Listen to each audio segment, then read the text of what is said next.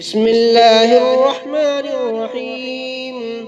قل أعوذ برب الفلق من شر ما خلق ومن شر غاسق إذا وقب ومن شر النفاثات في العقد ومن شر حاسد إذا حسد.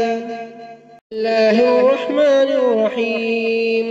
قل أعوذ برب الناس ملك الناس إله الناس من شر الوسواس الخناس الذي يوسوس في صدور الناس من الجنة والناس.